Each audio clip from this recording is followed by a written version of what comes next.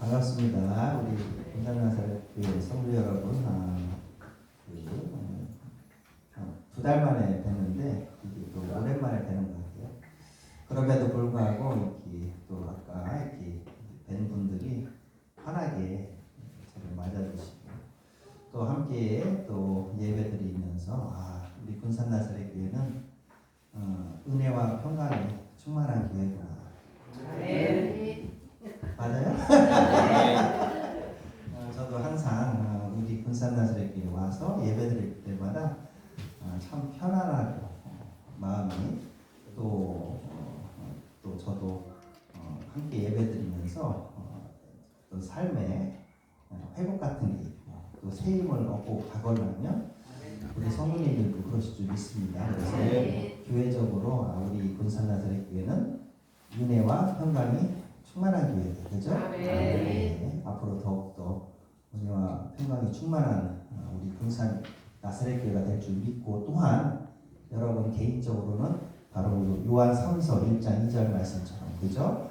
여러분 개인적으로는 함께 읽어볼까요? 시작. 사랑하는 자여 내 영혼이 잘됨 같이 내가 범사에 잘되고 강건하기를 내가 강구하노라. 그죠? 여러분 모두 한 분 한 분 영혼이 잘되고 그죠?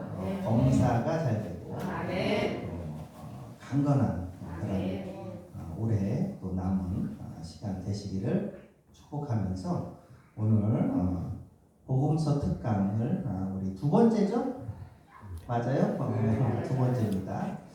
여러분 우리 기독교는 말씀의 종교라고 불리잖아요. 그죠? 말씀이 어떤 말씀이야? 하나님 말씀인 성경에 기초하여서 우리는 신앙생활을 하고 또 삶을 살아가는 거죠. 말씀의 종교. 기독교의 경전을 뭐라고 부르죠? 당연히 성경입니다. 성경은 총 몇 권으로 되어 있죠? 66권. 복습하는 겁니다. 복습. 성경 몇 권? 66권. 근데 이 성경에 여기 있네요. 성경, 하나님 말씀인 성경의 중심, 센터. 중심은 누구다? 당연히 예수님이에요. 그래서 실제적으로 성경이 예수님 탄생을 기준으로 해서 예수님 탄생 이전에 쓰여진 책을 뭐라고 하죠? 구약. 옛날 약속. 구약. 옛날 약속이고 총 몇 권? 39권. 예수님 탄생 이후에 쓰여진 성경을 뭐라고 부르죠? 새로운 약속. 신약이라고 총 몇 권? 그래서 이제 뭐 알다시피 여러분 39, 27 더하기 66권이 되는 거죠. 그리고 구약 성경은 다른 게 아니다. 구약 성경의 주제는 오실 예수님에 대한 기록이에요. 다른 많은 내용이 있지만 핵심 주제는 뭐다? 구약은 오실 예수님에 대한 기록. 그리고 실제로 예수님이 약 2000년 전에 오셨잖아요. 초림으로.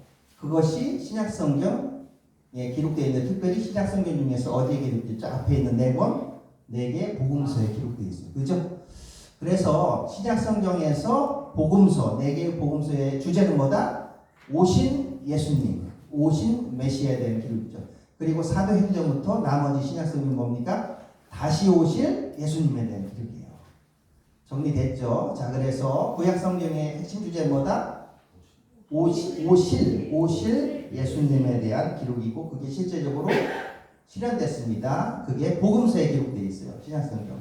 복음서에 그래서 핵심 주제는 뭐다? 오신 예수님에 대한 기록이고 그리고 사도행전부터 나머지 신약성경 뭡니까? 다시 오실, 즉 재림하실 예수님에 대한 기록이 됩니다. 그래서 성경은 중심이 누구다? 예수님 자신도 여러분 요한복음에서 다음같이 말씀하셨습니다. 한번 요한복음에 있는 말씀 너희가 성경에서 시작. 너희가 성경을 얻은 줄을 생각하고 성경을 생각하고 이 성경이 곧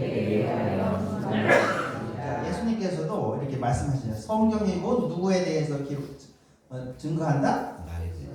네, 내는 밑줄 딱 치면은 우리 예전에 시험 볼 때 밑줄 치고 선생님들이 이 밑줄이 의미하는 뭡니까 하면 이 성경이 곧 누구에 대해서 증거하는 것이다? 예수님이에요. 성경 결국 창세기부터 계시록까지 사실은 다 뭡니까? 예수님에 관한 책이에요. 특별히 여러분 구약 성경은 오실 예수님에 예수님에 대한 기록이고 그게 역사적으로 실현된 걸 우리는 믿잖아요. 구약 성경에 특별히 이 오실 예수님에 대해서 약 330개의 예언이 기록되어 있대요. 약속이 있다는 거야. 그래서 구약이야, 약속 예언이야. 그죠? 그게 여러분 실제로 약 2000년 전에 역사적으로 실현이 되었죠. 예를 들면 첫 번째 12개 정도만 우리 함께 볼까요? 한번 볼게요. 구약에서 오실 예수님에 대한 그 예언이 약속이 어떻게 성취되었는가 볼게요. 첫 번째. 자, 예루살렘 예수님께서 어디에서 출생하셨죠? 근데 이거는 구약의 미가서 5장 2절에 약속 예언되어 있고 이게 실제로 성취됐죠. 그죠? 그리고 두 번째. 처녀에서 예수님께서 구원자가 탄생하신다라는 예언의 말씀이 이사야 7장 14절에 기록되어 있는 거예요. 구약에. 근데 이게 실제로 성취되었고 세 번째. 어느 혈통에서 태어나신다? 다윗의 혈통에서. 이게 예레미야 23장 5절에서 예언되어 있고 약속되고 이게 성취돼. 이런 식으로 되는 거예요. 무슨 말이죠? 그리고 네 번째. 예수님이 태어났다 할 때는 뭡니까? 헤롯 대왕이 다스릴 때 되다. 그래서 헤롯의 살해 명령 가운데서 탄생하신다. 이게 예레미야 31장 15절에 기록되어 있고 이게 성취되고 다섯 번째. 그리고 예수님 제자 중에 누구한테 배반을 당하시죠?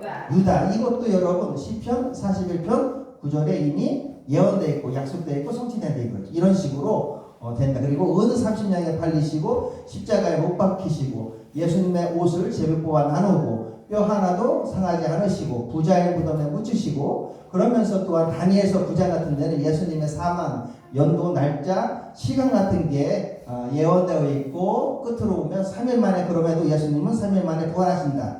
이게 또한 뭡니까? 호세아서에 예언되어 있고 약속되어 이게 성취되었대요. 이렇게 구약 성경은 뭐다? 예수님 다시 오실 예수님에 대한 약속의 예언의 기록이고 이게 성취되었다. 이게 신약 성경에 기록되어 있다. 복음서에 기록되어 있다. 자, 여러분. 그래서 이제 우리가 복음서는 바로 예수님에 대한 기록이라고 했죠. 그죠? 복음서는 이제는 신약 성경에 총 몇 권이라고 했죠? 27권 중에서 앞에 마태, 마가, 누가, 요한복음을 우리는 사복음서라고 한다고 그랬죠. 그죠? 기억나시나요? 두 달 전이지만 바로 이 사복음서는 뭡니까? 구약에서 구약 성경에서 약속된 예언된 예수님에 대한 뭡니까? 기록이다. 그래서 오신 예수님에 대한 기록. 예수님의 생애와 사상이 기록되어 있다. 그리고 예수님의 생애와 사상을 기록하면서 왜 복음이라는 용어 말을 사용했는가? 복음이라는 것은 말 그대로 뜻이 뭐죠? 복된 소식. 영어로는 뭐라고 했죠? 굿뉴스. 좋은 소식. 예수님으로 말미암아 우리가 뭡니까? 죄로부터 사망으로부터 구원받아서 영원한 생명을 얻게 되잖아요. 이게 인류 역사상 가장 복된 소식이고 가장 좋은 소식이다 이거죠. 그래서 이 예수님에 대한 좋은 소식, 기쁜 소식, 복된 소식이 마태, 마가, 누가, 요한복음에 기록되어 있으면서 예수님에 대한 예수님을 소개할 때 그 강조점에 있어서 마태복음은 예수님이 어떤 분이심을 강조하고 있다. 여기 있네요. 왕이심을 온 세상 인류의 왕이심을 강조하고 있고 마가복음 예수님의 어떤 모습을 강조하고 있다? 왕이시지만 섬기시는 왕으로서 종과 같은 섬기시는 예수님을 강조하고 있고 누가복음은 예수님의 어떤 모습을 강조하고 있다? 인간적인 모습을 강조하고 있으면서 마지막 요한복음은 그렇지만 예수님은 인간이시면서 동시에 뭐지다? 하나님이시다. 그래서 하나님 되심을 삼일체 성부 성자 성령 가운데 성자 예수님 성자 하나님이심을 강조하고 있다 이거죠. 자, 이렇게 해서 이제 우리가 복음서 이제 지금 리뷰를 끝난 거예요. 복습을 끝나고 오늘은 이제 예수님 생애를 구분하면서 사생애를 함께 여러분과 나누고자 해요. 한번 보세요. 예수님이 이제 하여튼간 이 땅에 오셨어요. 그리고 이제 사셨어요. 그리고 십자가에서 돌아가시고 부활 승천하셨잖아요. 그죠? 요 생애, 예수님의 생애를 우리가 살펴본데 크게 예수님의 생애는 사생애, 공생애로 구분해요. 뭐와 뭐로? 사생애는 뭘까요? 그죠. 예수님이 그냥 가족 내에서 가족들과 함께 동네 사람들과 개인적으로 사셨던 거고, 공생애는 뭘까요? 구원자로서 이제 본격적으로 뭡니까? 구원 사역을 시작하신 게 공생애예요. 자, 그래서 여러분, 예수님이 근데 이 사생애 공생애를 다 합했을 때 이 땅에서 약 몇 년 사셨죠? 34년 좀 안 되는데, 이 성경을 복음서 사복음서를 우리가 쭉 이렇게 보면은 이 33.5세 정도. 그러니까 그 33살하고 한 6개월 정도 사셨어요, 이 땅에. 응? 예수님은 청년으로 이렇게 청년 정도. 근데 사생애 같은 경우는 대부분이 사생애세요. 예수님의 이 땅에서의 삶 가운데 탄생부터 30세까지가 예수님이 사생애예요. 다시 한번 예수님은 총 몇 년 정도 사셨다? 33년 반 정도. 그 중에 사생애는 몇 년? 약 30년. 공생애는 나머지 3년 반 정도가 되는 거예요. 자, 그리고 근데 이제 복음서에는 이 네 개의 복음서에는 대부분 예수님의 공생에 대한 기록이 있어요. 그죠? 사생애는 아주 짤막한 몇 개의 기록밖에 없어요. 그죠? 대부분은 공생에 대한 기록이고, 사생애는 우리가 이제 예수님의 공생애의 준비 시기 이렇게 이해할 수 있고, 크게 보면은 이 복음서 4개에 이 예수님의 사생애와 관련해서는 첫 번째, 아기 예수님 어떻게 탄생하셨나 그게 짤막하게 기록되어 있어요. 알았죠? 아기 예수님이, 그리고 이제 예수님이 이제 12살 정도 됐을 때 소년 시절에, 소년이죠, 12살이니까 소년 시절에 예수님이 부모님과 함께 예루살렘에 잠깐 성전에 유월절 방문하는 그 기록이 짤막하게 소개되고 있어요. 자, 그래서 다시 한번 성경에서 예수님의 사생애와 관련해서는 크게 두 가지 사건이 있는 거예요. 뭐죠? 탄생 사건, 아기 예수님의 탄생 사건, 그리고 뭡니까? 소년 예수님의 유월절 예루살렘 방문 사건이에요. 짤막하게 기록되고, 나머지는 다 뭡니까? 예수님의 공생애와 관련된 기록만 있는 거예요.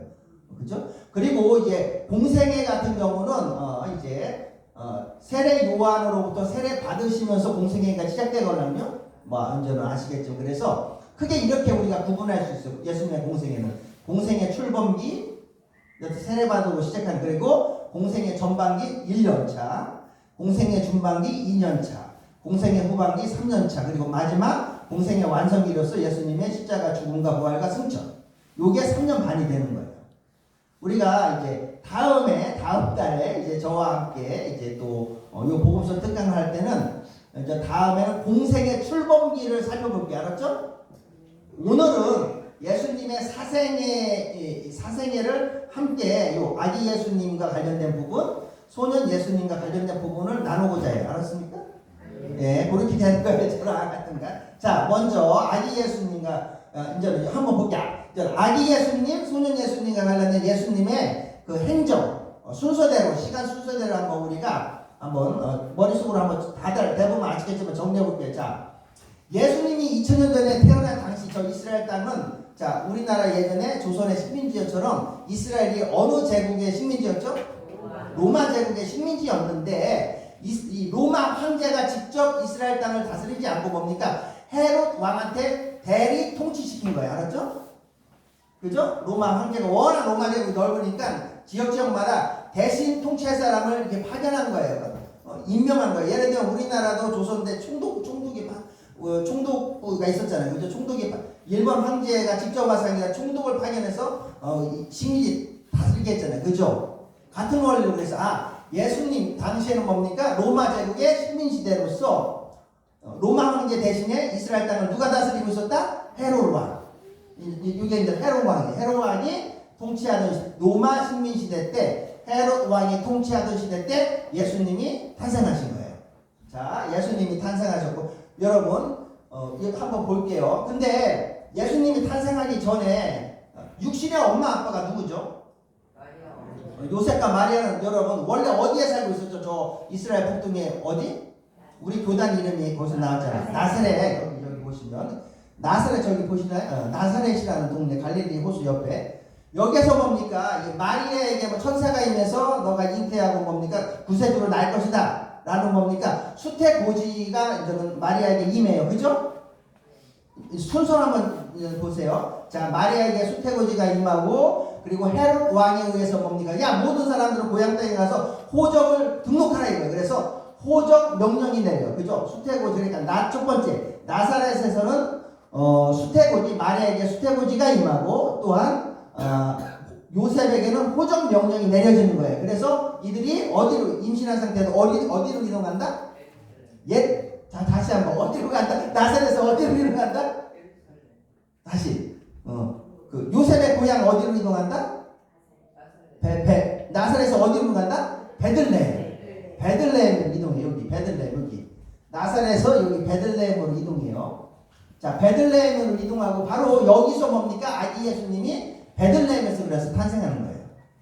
자, 이제 베들레헴에서 아기 예수님 탄생하고 양치던 목자들이 와서 예수님을 경배하고, 그런 다음에 이 이스라엘 구약의 율법에 따르면 아기가 남자아이는 8일이 지나면 할례를 받아야 돼요.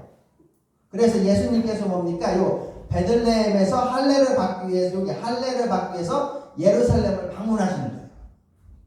부모님이 8일째 되는 날, 탄생 8일째 되는 날 예수님께서 잠깐 동안 부모님이 예루살렘으로 수도죠. 데리고 가서 성전으로 데려가서 할례를 받고 다시 뭡니까? 베들레헴으로 돌아오세요. 그리고 그 이스라엘 구약의 율법에 따르면은 40일 아이가 태어난 지 40, 남자아이가 태어난 지 40일이 되면 또 뭡니까? 정결한 의식을 치러야 돼요. 제사장들 앞에서 정결례라고 해요. 정결례. 그래서 또 40일 여기 보면 40일 됐을 때 예수님의 부모님에 의해서 정결한 예식이죠. 결례를 저는 치르기 위해서 예루살렘을 방문하시는 거예요. 예수님이 이제는 방문하시고 거기서 누굴 만나면은 시므온과 안나를 만나고 시므온과 안나가 예수님을 축복하시죠. 그런 다음에 정결례를 받으시고 다시 뭡니까? 어디로 복귀해? 베들레헴으로 복귀하는 거예요. 그리고 바로 이 베들레헴으로 복귀했을 때 뭡니까? 동방 박사들이, 동쪽에서 온 지혜로운 사람들, 동방 박사들이 예수님을 경배하는 거예요. 동방 박사 예수님 경배하고, 그리고 뭡니까? 헤롯 대왕이 이스라엘 유대인의 왕이 태어났다는 소식을 듣고 뭡니까? 헤롯 대왕이 유아들, 어린 아이들을 죽여라라는 명령을 내리죠. 그래서 예수님의 부모님들이 예수님을 뭡니까? 데리고 어디로 피신가요? 애굽 이집트로 피신가요? 그리고 나중에 헤롯 대왕이 죽었다는 소식을 듣고 뭡니까? 다시 어디로 가요? 나사렛으로 가서 거기서 생활하시는 거예요. 예수님 쭉 공생에 예수님은 저는 그래서 태어나시기는 어디서 태어나셨어요? 베들레헴에 태어나셨지만 나사렛 사람이라 사실상 고향은 나사렛이랑 마찬가지죠. 그죠? 요게 아기 예수님에 대한 기록이에요. 그러다가 더 이상 예수님의 기록이 없다가 갑자기 뜬금없이 예수님이 몇 살 됐을 때? 12살 됐을 때. 예수님이 12살 됐을 때 기록이 잠깐 그때 여러분 나사렛에서 예수님이 부모님과 함께 살고 계시다가 12살 됐을 때 이스라엘 사람들은 우리나라 추석 같은 큰 명절 같은 게 6월절이라고 있잖아요. 이집트로부터 해방된 날 기념할 6월절 때 예루살렘 성전에 가서 하나님께 예배를 드리거나 그래서 12살 때 12살 때 6월절 때 부모님과 함께 예루살렘을 잠깐 동안 방문하시는 기록이 남아 이게 바로 예수님의 사생애와 관련한 유일한 기록이에요. 성경에 나타나. 자 여러분 한번 복습을 해볼게요. 자 이 많이들 한번 볼게요. 이걸 보면서 첫 번째 이제 나사렛에서 출발해야 되는 거예요. 알았죠? 자 나사렛에서 두 가지 사건이 있었다. 뭐와 뭐? 마리아에게 뭐가 임했다? 다시 성령 가운데 이제 수태고지가 임했어요. 자 그리고 헤롯 대왕에 의해서 뭡니까? 요셉은 어떤 명령을 받았다? 호적을 이제 등록하라는 명령이 내려진 거예요. 나사렛에 원래 살고 있었던 거예요. 그래서 어디로 이동하게 된다? 이렇게 나사렛에서 이제 어디로 이동하게 된다? 베들레헴으로 이동하는 거예요. 그리고 여기서 뭡니까? 예수님이 탄생하시는 거예요. 그죠? 예수님 탄생하고 나서 양치던 누가 와서? 양치던 그 나중이고 양치던 누가? 목자들이 와서 예수님께 경배해요. 알았죠? 순서가 그렇게 돼. 그리고 나서 며칠 후에 다시 며칠 후에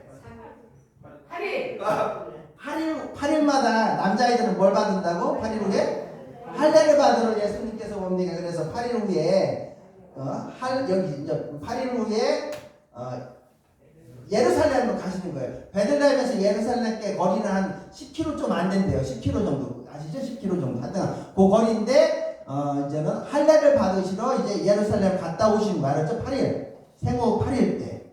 그리고 또 남자아이들은 태어나면은 이제 율법에 따르면은 며칠? 결례, 정결례를 며칠? 40일 때 받아야 되는 거예요. 그래서 이제는 정결례를 또 결례를 받으러 뭡니까? 예루살렘을 왔다 가신 거예요. 생후 40일 때. 그때 예루살렘에서 누구를 만난다? 시몬과 안나를 만나고, 시몬과 안나가 뭡니까? 성령 충만한데 예수님을 축복하는 거예요. 그리고 나서 뭡니까? 이제 정결례 생후 40일 이후에 뭡니까? 베들레헴으로 다시 돌아오시죠. 그때 동쪽에서 누가 찾아와? 동방박사가 찾아와서 예수님을 경배하는 거예요. 그죠? 그리고 선물 3가지를 드리고. 그리고 나서 뭡니까? 이때 동방박사가 오면서 왜 동방박사가 왜 왔냐 했더니까 뭡니까? 요 이스라엘 전역에 유대인이 왕이 태어났기 때문에 경배로 왔다는 소문이 퍼지니까 헤롯 대왕이 그러면 그 유아들을 죽여내서 유아 학살 명령이 내려지는 거예요. 그러니까 뭡니까? 피신을 가는 거죠. 어디로 가죠? 이렇게 해서 피신을 갔잖아요. 아이고 이집트로 피신을 가. 그러다가 뭡니까? 숨어 계시다가 그 다음에 뭡니까? 이제 헤롯 땅이 죽은 후에 다시 뭡니까? 어디로 복귀 귀환해? 어디로 원래 나사렛 살고 있는데 나사렛에서 귀환해서 사시다가 이제 사시는 거예요. 거기서 됐죠? 그러다가 몇 살 때 예수님이 이제 소년 예수님 사건이 예수님 기록이 한번 짧게 기록 12살 때 이스라엘의 어떤 명절 때 6월절에 6월절에 뭡니까? 6월절을 지키기 위해서 예루살렘 성전을 왔다 가시는 사건. 이게 바로 뭡니까? 예수님의 사생애예요. 사생애. 아기 예수님, 소년 예수님 이런 게 성경에 기록되어 있습니다.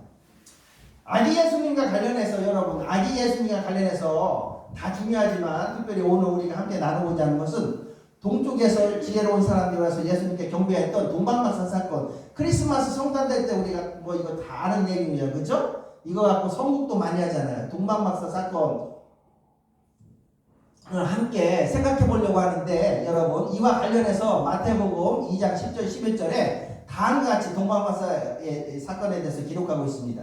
한번 우리가 읽어볼까요? 시작. 저희가 그를 보고 가장 크게 기뻐하고 기뻐하다. 지혜로라 아기와 그 지나가려 강렬히 것을 보고 어깨와 그에게 경배하고 모양을 열어 강문과 그죠? 동방박사가 이제 예수님께 경배하고 드린 선물 3가지가 뭡니까? 자, 3가지가 뭐죠? 근데 왜 많은 선물 중에서도 그죠? 왜 황금을 드렸고 왜 유황을 드렸고 왜 몰약을 드렸을까요? 그 선물 종류가 많잖아. 근데 해필요 왜 황금과 유황과 몰약을 예수님께 아기 예수님께 선물로 드렸을까요? 그것은 바로 다음과 같은 의미를 3가지 선물이 갖고 있기 때문입니다. 첫 번째, 황금은 여러분 2000년 전에 고대 시대 예수님 탄생 당시에 황금은 어떤 의미를 갖고 있다? 왕이다 이거죠. 왕. 황금은 왕께 드리는 선물, 왕에게만 드리는 선물이었어요 당시에. 그리고 여러분 두 번째, 유황은 어떤 의미를 갖고 있다? 제사장과 관련된 선물이에요. 제사장. 예배, 제사장입니다. 예배를 드리는 그거와 관련된 게 선물이 유황이에요. 마지막 몰약은 뭐와 관련된 의미를 갖고 있다? 선지자 혹은 예언자, 즉 하나님의 말씀을 증거하고 가르치는 사람, 요거와 관련된 게 몰약입니다. 그래서 여러분 동방박사가 여러분 황금과 유황과 몰약을 아기 예수님께 선물 드린 것은 바로 예수님은 왕이시고 예수님은 제사장이시고 예수님은 선지자이심을 그들이 믿음으로 고백하면서 드린 거예요. 한번 우리가 하나하나 한번 살펴볼게요. 첫 번째, 황금의 의미는 왕이다. 자, 한번 같이 읽어볼까요? 동방박사가 시작. 동방박사가 아기 예수님의 황금을 예수님께서 왕으로 이 땅에 오셨음을 전하고 왕으로 예수님을 숨기겠다는 의미를 가지고 있습니다. 그래서 황금을 드렸다는 것은 어떤 믿음의 고백이다? 예수님은 우리의 왕이십니다 이거예요. 두 번째 유황과 관련해서 당시 유황은 시작. 당시 유황은 비싼 황금이었으며 제적 용도로 사용되었으며 동방 박사가 아기 예수께 유황을 예물로 드린 것은 예수님께서 우리의 죄값을 치르시고 하나님과 우리 사이를 화목케 하시는 제사장이심을 고백하는 의미를 가지고 있습니다. 여러분 제사 드릴 때 예배 드릴 때 향기로운 향불을 피고 제사 예배를 드려요. 그래서 이런 차원에서 예수님께 유황을 드렸다는 것은 뭡니까? 예수님은 우리들의 제사장이라는 믿음의 고백이 됩니다. 마지막 세 번째 모략의 의미. 모략은 시작. 모략은 시체를 썩지 않게 하는 방부제로 사용되었습니다. 이는 예수께서 고난과 희생을 받으실 선지자로서 이 땅에 오셨음을 의미합니다. 동방 박사가 모략을 드린 것은 주님께서 고난 받으신 종임을 인정하고 고난에 등장하는 것을 고백하는 의미를 가지고 있습니다. 구약성경에 보면 하나님의 말씀을 증거하는 선지자 예언자들이 하나님의 말씀을 증거하다가 핍박받고 고난받고 순교당하는 것을 우리가 저는 구약성경에서 알 수 있습니다. 그래서 몰약은 바로 뭡니까? 이런 선지자 또 예언자를 뜻하는 겁니다. 그래서 동방박사가 예수님께 드린 이 세 가지 선물은 바로 뭐다? 다시 한번 선물은 첫 번째 뭐다? 황금이고 두 번째 유향이고 세 번째 몰약이다. 황금 뭐를 의미한다? 왕. 유황은 뭐다? 제사장. 몰약은 뭐다? 선지자 예언자. 그런데 여러분 구약 성경에 보면 여러분 어떤 직분을 감당해 직분을 시작할 때 이렇게 기름을 부으면서 시작하는 직분이 세 가지가 있어요. 직분이 뭐죠? 왕. 왕이 즉위할 때 뭡니까? 이 기름 부음으로 시작해요. 그리고 또 두 번째 누구? 뭐? 제사장들. 오늘날 목사님 같은 분도 기름 부으심으로 시작돼요. 또 뭡니까? 하나님 말씀을 증거하는 선지자 예언자들도 뭡니까? 그 직분을 시작할 때 뭡니까? 기름을 부어서 기름을 부음으로 시작하는 거예요.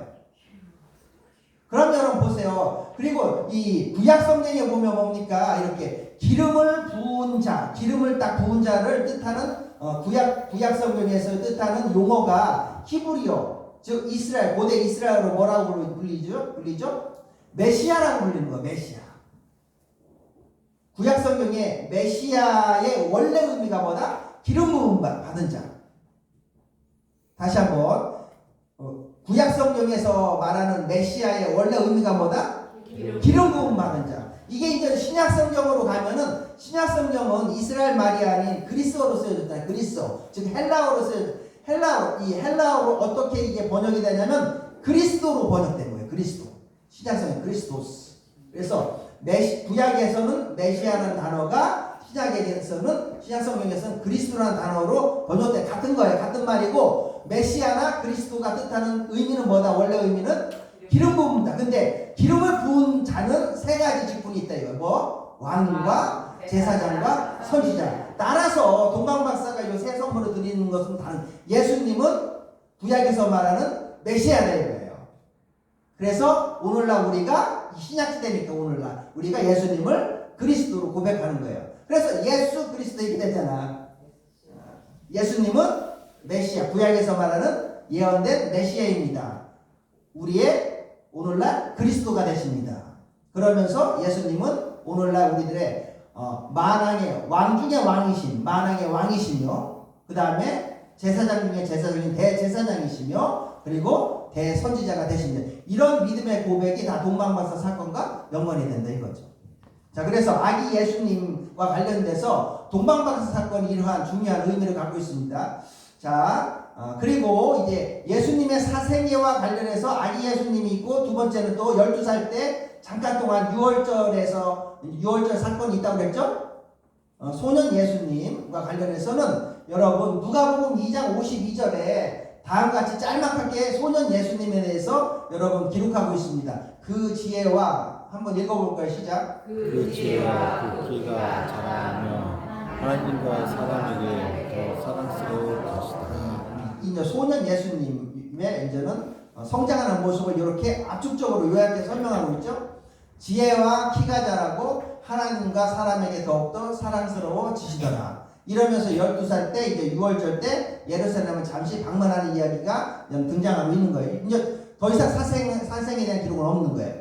여러분, 저 같은 경우는 이 누가복음 2장 52절 예수님의 소년 예수님 이 말씀으로 아이들 기도할 때 많이 사용해요. 이 축복의 기도할 때 이 구절 그대로 그냥. 그죠? 그래서 여기 뭐 우리 손자 손녀 여기 계신 우리 뭐 장로님 권사님들 뭐 이렇게 어르신들 많으신데 그죠? 아니 뭐 부모 되신 우리 성도님들도 계실 텐데 이 말씀으로 계속 자녀들이나 아니면은 손자 손녀를 양육하시면 이 말씀대로 될 줄 믿습니다. 계속 볼 때마다 얼굴 볼 때마다 이름을 불러가면서 누구 있잖아요. 그러면 지혜가 자라고 키가 자라고 하나님과 사람에게 더욱더 사랑스러워지는 인생이 되도록 축복하여 주시옵소서. 예수님을 기록하는 그 말씀대로 여러분이 축복의 기도를 자녀들이나 손자 손녀를 하면 좋을 것 같고 그래서 요거는 좀 제가 생략하고 이제 마지막 정리를 할게요. 오늘. 자, 오늘은 저는 예수님의 생애와 구분과 관련해서 이제 우리는 크게 예수님의 생애는 사생애와 뭐로 나눌 수 있다? 공생애. 자, 사생애는 약 몇 년 동안이다? 30년. 근데 성경에는 기록이 짧게 아기 예수님 사건, 그 아기 예수님의 탄생 사건, 소년 예수님의 유월절 사건이 잠깐 등장한다 이거죠. 그러면서 여러분 오늘 특별히 우리가 아기 예수님 탄생 사건과 관련해서 동방박사 이야기 세 가지 선물 그들이 드린 것 통해서 다시 한번 우리 예수님은 어떤 분이시다? 만왕의 왕이시다. 선물 뭐 드렸죠? 그죠. 그 다음에 예수님은 대제사장이시다. 뭐죠? 그 다음에 예수님은 대선지자다 이거죠. 즉 한마디로 하면 만왕의 왕, 대선지자, 대제사장, 대선지자 한마디로 하면 메시아 또는 그리스도가 되는 거예요. 그래서 우리가 오늘 예수님의 사생애를 다루면서 만왕의 왕이시고 대제사장이시고 대선지자이신 예수님만을 우리가 다시 한번 섬기면서 또 주변에 전하면서 살자. 이러한 헌신의 시간, 결단의 시간이 되면 좋겠고 정말 이러한 마인드를 갖고 피자집을 운영하면서 여러분 피자 좋아하세요?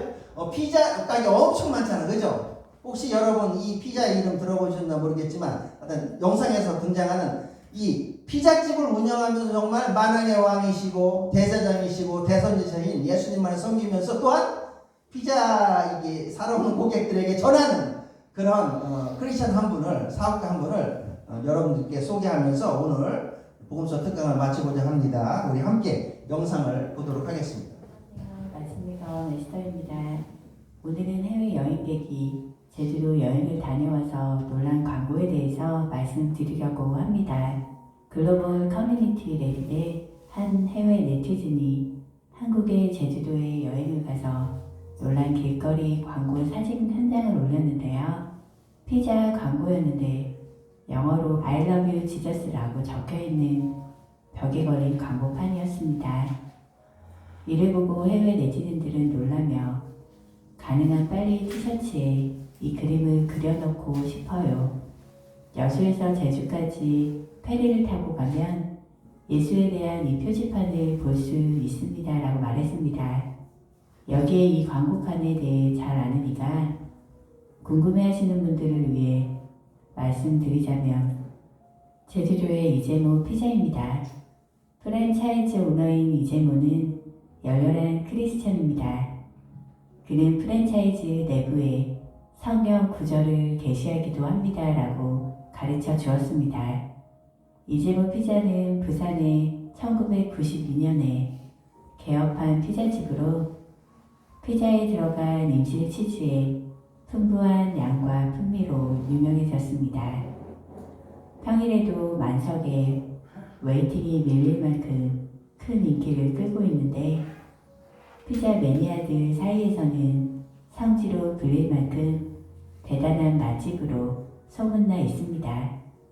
이렇게 부산 지역에서는 이재모 피자는 가장 유명한 피자 프랜차이즈가 되었는데 지난 2024년 4월 제주도까지 상륙해 제주점을 오픈했습니다. 오픈하자마자 내건 광고판에 I love you 지저스를 적어 놓은 것이죠. 이재무 대표는 독실한 크리스찬으로 알려졌는데요. 매장에서 피자 사진 위에 I love you 지저스라고 크게 써 놓았습니다.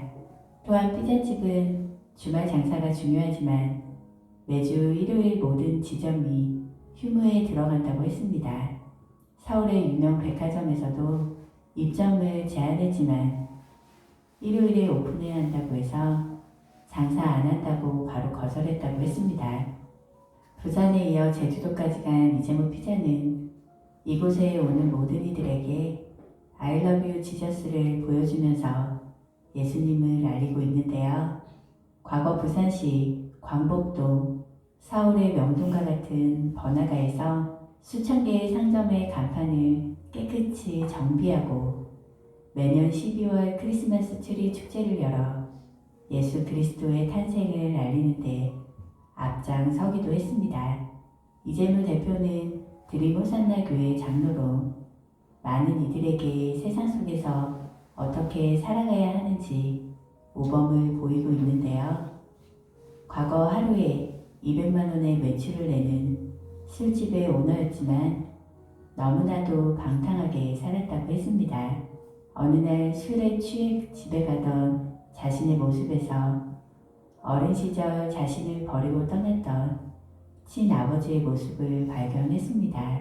이후 아버지와 헤어지고 일날 미녀를 키우며 고생한 어머니가 암에 걸리면서 이재무 대표는 어머니만 낫게 해주시면 술집을 정리하겠다고 서원 기도를 드렸습니다.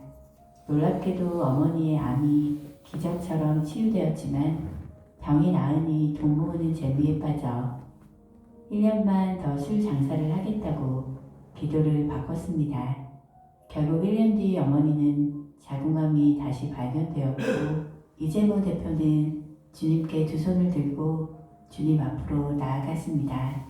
이후 제자 훈련을 받고 술과 담배를 끊고 술집도 가감하게 정리했습니다. 이재무 대표는 가구점을 오픈했는데 실패하고 피자집을 하기로 결심했습니다. 피자 만들기 노하우를 얻기 위해 안 가본 피자집이 없을 정도로 다녔고 쓰레기통을 뒤져가며 먹다 남긴 피자 찌꺼기를 연구했습니다. 은혜를 받아 믿음이 커졌지만 자신을 버린 친아버지에 대한 원망은 사라지지 않았는데 그의 내면에서 아버지와 화해하라는 음성이 자꾸 들려왔습니다. 결국 수소문 끝에 수원에 있는 아버지를 찾아 용서하고 사랑한다는 말을 전했습니다. 이후 이재무 대표는 가정뿐만 아니라 지역 사회에서 예수님을 알려나갔습니다. 광복동 거리에 크리스마스 트리 축제를 기획하고 축제를 통해서 상권의 활기를 불어넣었습니다. 미국 국회에서 메리 크리스마스라는 말을 못쓰게 했지만 자신은 예수님의 오신 날을 알리고 싶어서 이런 축제를 기획했다고 했습니다. 이재무 대표는 축복이나 성공은 환경적인 것이 아니라 내가 성령 충만하면 환경적인 축복은 자연히 따라온다라고 말하며 자신이 서 있는 삶의 자리에서 예수님께 받은 사랑을 실천하는 작은 예수가 되어야 한다라고 말했습니다. 이재무 대표를 통해서 하나님께서는 일하고 계십니다. 오늘도 자신이 있는 곳에서 작은 예수로 살아가길 소망합니다. 여기 군산에도 이재무 피자 있나요? 한번 찾아보시고 한번 나중에 있으시면 한번 드셔보시고 자 우리 크리스천들은 바로 만왕의 왕 제사장 대선자이신 예수님만을 섬기며 전해야 될 줄 믿습니다. 함께 이 구절 읽고 오늘 특강을 마치도록 하겠는데요. 함께 읽어볼까요? 시작. 만왕의 왕 대제사장 대선지자 예수님만을 섬기며 전하자. 아멘.